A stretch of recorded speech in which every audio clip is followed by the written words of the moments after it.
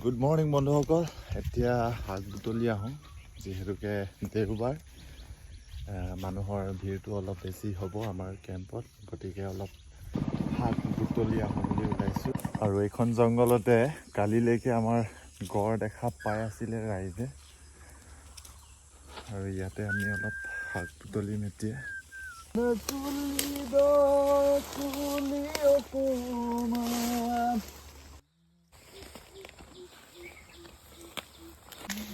কংকা নাই বন্ধুসকল, মই ইয়াতে এই শাকবিধৰ বিষয়ে দুই এষাৰমান কথা জনাওঁ বুলি ভাবিছোঁ। যিহেতুকে এই শাকবিধ আচলতে আমাৰ খাদ্য সম্ভাৰৰ 1 নম্বৰৰ তালিকাত আছে, আৰু এই শাকবিধৰ নাম হৈছে গুৰবান ঐং।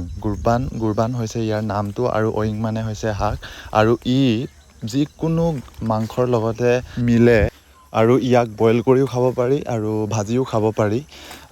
লগতে আমাৰ যোনটো মিচিং সমাজত জাল বুলি এটা কালচাৰ আছে, চুপ কালচাৰ এটা আছে, তাতো আচলতে এই শাকবিধ নিদিলে জালটো আধৰুৱা যেন লাগে। লগতে ই ফ্লেভাৰৰো কাম কৰে আৰু সোৱাদৰো কাম কৰে, ই দুটাই কাম কৰে। গতিকে ই আমাৰ মিচিং সমাজত অতিকে এবিধ জনপ্ৰিয় শাক। খালি মই ইয়াৰ অসমীয়া নামটো নাজানো, অসমীয়াত ইয়াক কি বুলি কোৱা হয় সেয়া মই নাজানো। যদি আপোনালোকে কোনোবাই জানে মোক কমেণ্ট কৰি জনাই দিব অসমীয়াত ইয়াৰ নামটো কি।